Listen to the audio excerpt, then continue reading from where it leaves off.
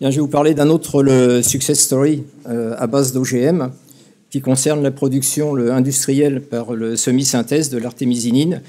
C'est une molécule qui est utilisable contre le paludisme et c'est même la seule molécule à la base de tout traitement.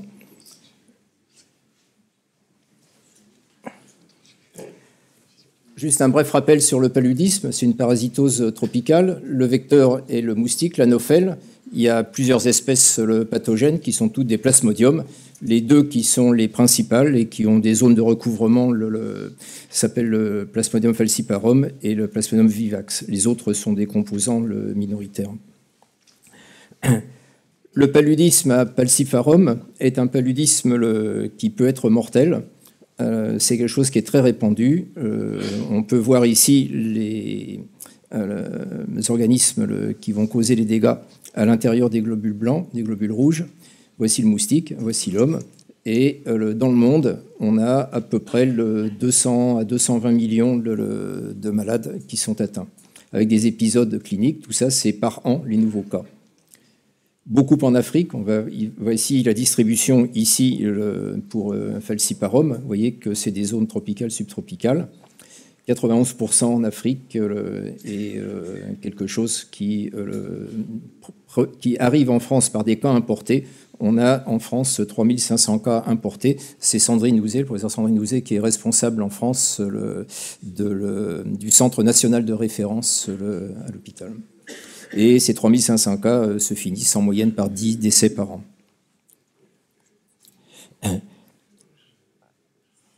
J'ai calculé, quand j'ai discuté avec ma collègue, que la fréquence ici est une fréquence qui est parfaitement connue sur 2013, pas sur 2014 puisque c'est pas fini.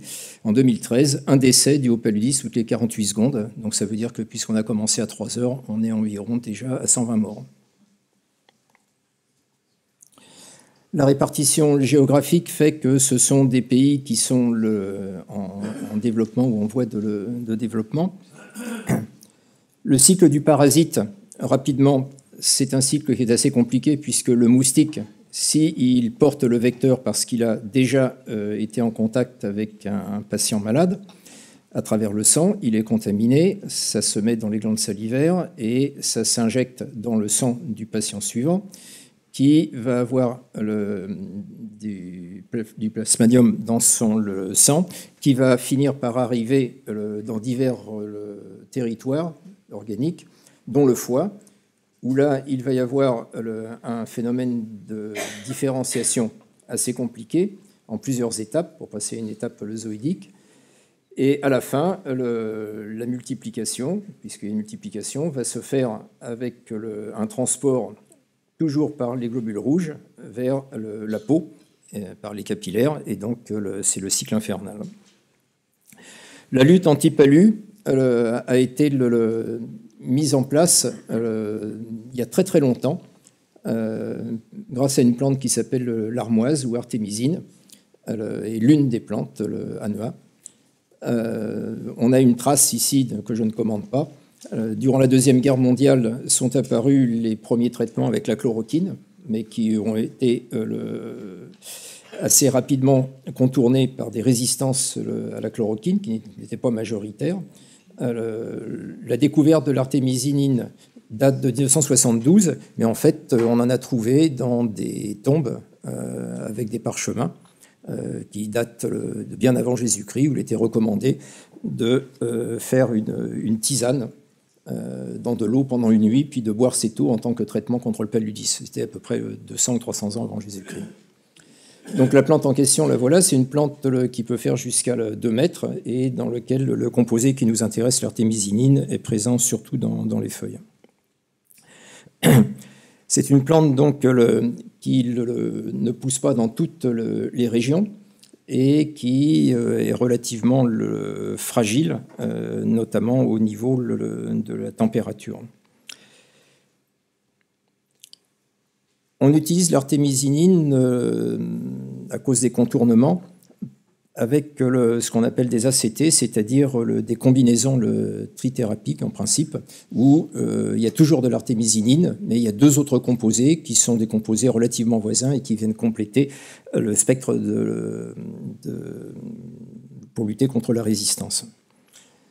Donc ça a été recommandé depuis 2001 par l'OMS. À l'heure actuelle, on a 79 pays et grosso modo, il faut dans les 330 millions de traitements par an. Ça veut dire qu'il faut assurer la production nécessaire pour toutes les demandes dans le monde. Vous voyez ici les différentes associations avec en noir les deux autres composants et on a toujours de l'arsétusinate qui est la molécule qui est à la base de tout traitement dans le monde. Donc, il y a une très forte demande. Les traitements anciens coûtaient environ 0,2 à 0,5 $ la dose. Quand c'est en ACT, il y a deux autres médicaments, donc on arrive à 2,4 $ la dose.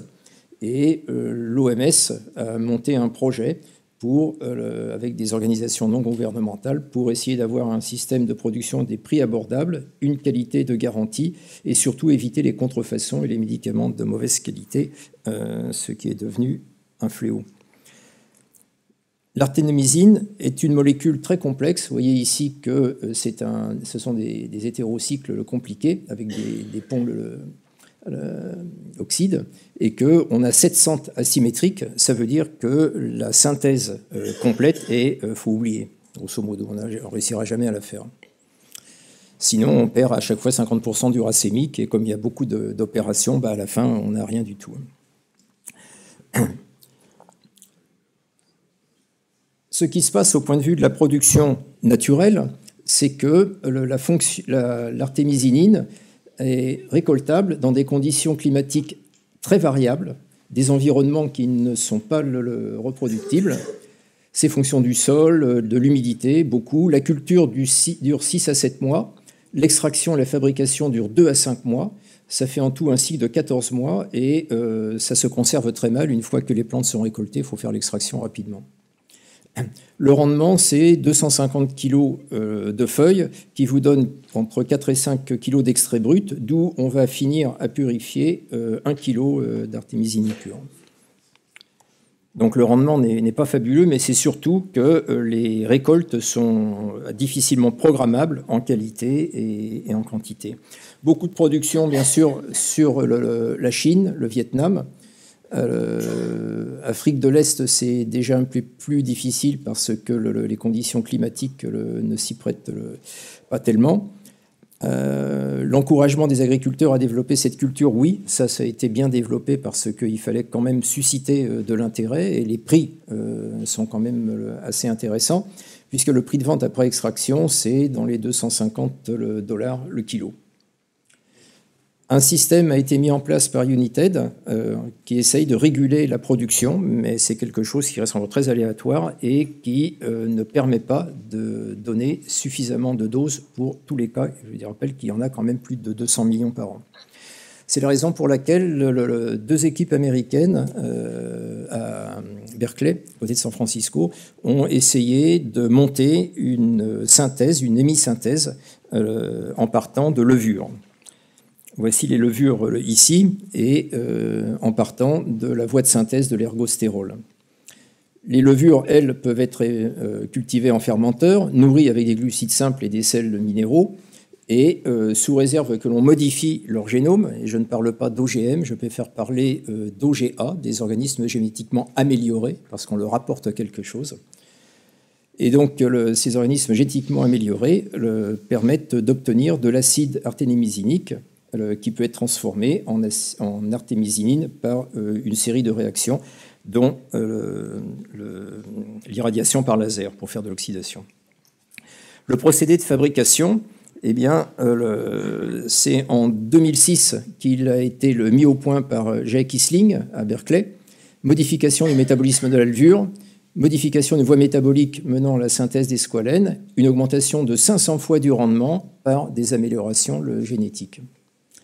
En 2008, Jay Kissling a obtenu la première souche de levure Et c'est Amiris Biotechnology, en liaison avec Sanofi, et ce qui n'est pas mentionné là, PATH, qui est une organisation non gouvernementale aux États-Unis, une association de malades qui œuvre pour la médecine en général, pour mettre au point un processus d'industrialisation de processus en fermenteur, donc en cuve. C'est des OGM qui ne seront pas dans la nature, mais qui seront confinés en laboratoire, j'en parlerai un petit peu plus tard.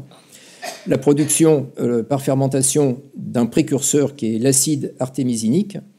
Et ça a été mis en place avec le Sanofi dans 2 endroits qui sont le UV Pharma en Bulgarie, où le cycle de production dure 45 jours, plus un cycle pour l'oxydation qui se fait par la Sanofi à Garesio en Italie.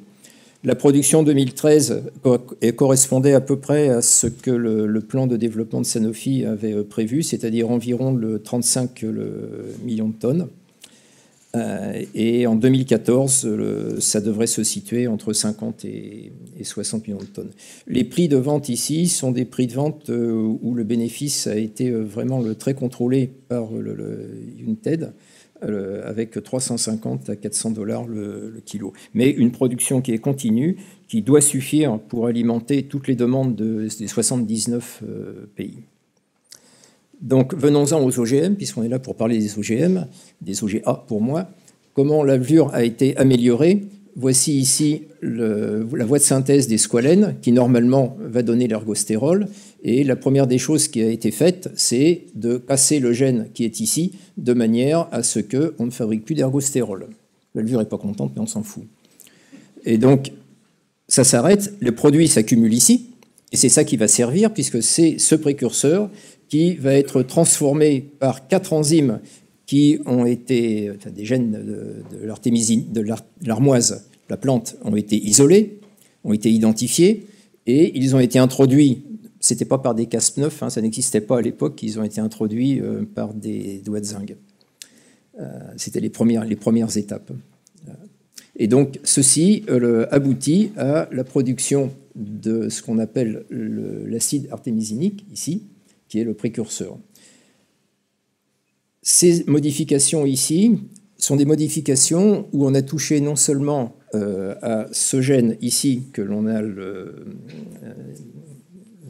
mis à plat, et qui ne peut plus fonctionner correctement, il n'y a que 10% de fuite ici, et on a augmenté, par l'intermédiaire non pas des séquences codantes, mais des promoteurs, la force d'expression de ces gènes, pour les forcer à fonctionner. Ce sont des gènes qui sont régulés. Si la levure en a plus besoin, elle arrête. Mais on a modifié les promoteurs pour que la levure n'arrête pas.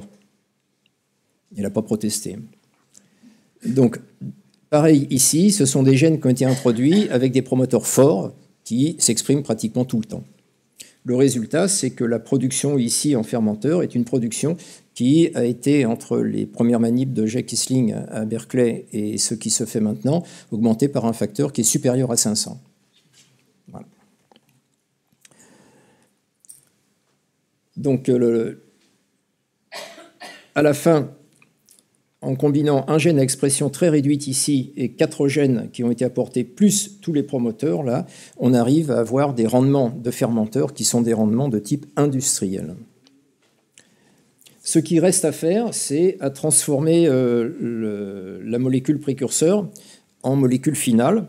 Et ça, c'est quelque chose qui se fait par un procédé qui a été, non pas inventé, mais utilisé par Sanofi, qui est un procédé connu des chimistes, qui est de provoquer cette oxydation par un rayonnement laser d'une certaine longueur d'onde, et qui peut se faire... Alors, il se faisait au départ en batch, c'est-à-dire sur cycle. On peut maintenant arriver à le faire en continu, c'est-à-dire avec un flux, et comme la même chose quand on purifie des liquides ou des gaz par de l'ozone.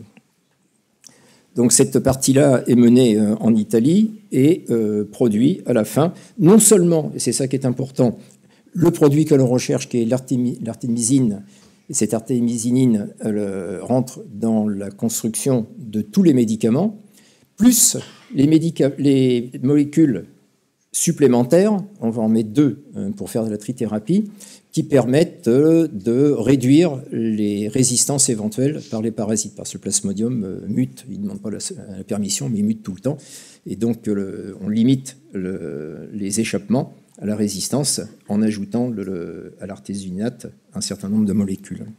Et elles sont produites comme coproduits par cette réaction d'oxydation. C'est quelque chose qui marche maintenant, qui est bien établi. Entre 2006, où les premières manips ont été faites, et 2014, où la production commence à être une production établie et stable à plus de 50 millions de tonnes, eh bien, quels sont les avantages et les inconvénients? Le principal inconvénient, c'est une perte de revenus pour les agriculteurs qui s'étaient lancés dans la culture de l'armoise. Ça, c'est quelque chose qu'il ne faut pas nier. Par contre, il faut voir aussi les avantages, c'est que les cultures, comme je vous l'ai indiqué, n'étaient pas capables de donner la quantité, la qualité, parce qu'il faut purifier à partir de feuilles. L'artémisinine, l'artésimate, il faut aller le chercher dedans, il faut le purifier, on perd à chaque fois qu'on fait une opération de purification.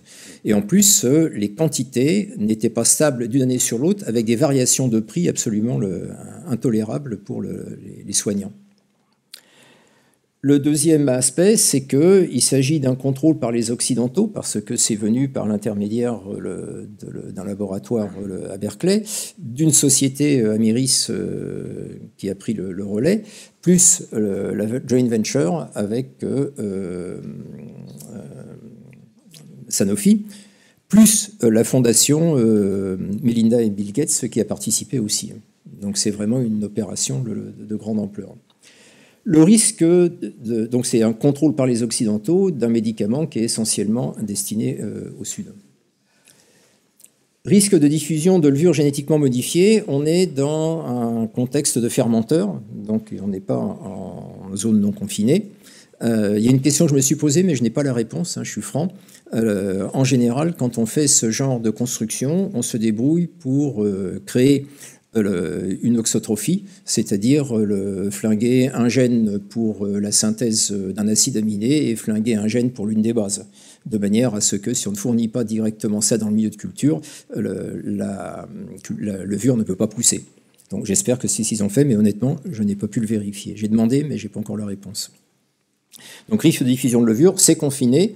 Si jamais il y avait un accident, quelqu'un oublie de passer... Enfin, dans ce type-là d'usine, de pilote, quand j'en ai visité plusieurs, c'est une chaîne qui est vérifiée à chaque fois où il n'y a pas de place pour l'erreur, puisque c'est continuellement monitoré. Le soutien financier, on l'a vu, à l'heure actuelle, c'est quelque chose qui marche et les doses pour les patients maintenant ne sont plus limitées. Donc ça, c'est le pour. Le contenu des coûts a été effectivement gagné avec une production à un prix qui ne varie plus.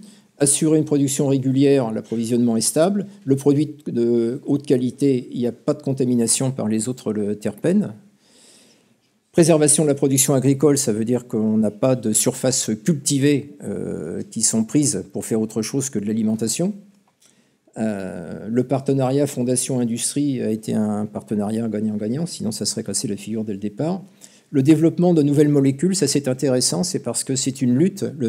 Comme je vous l'ai dit, les mutations chez le parasite, chez le plasmodium, se font tous les jours, toutes les minutes, toutes les secondes. Et donc c'est une lutte, comme pour nous, les antibiotiques, on n'a que 2 familles d'avance. Donc il faut sans arrêt des recherches pour trouver de nouvelles molécules. Et ça concerne également la lutte contre la malaria, puisque là aussi, il faut faire sans arrêt des dérivés nouveaux de manière à pouvoir contrer les mutants résistants. Donc ça, c'est permis par ce type de production où on a de quoi faire. Et puis, la source alternative à la production naturelle, c'est quelque chose qui, à l'heure actuelle, représente un success story pour tout le monde. Voilà. C'était au nom de Sandrine Ouzé.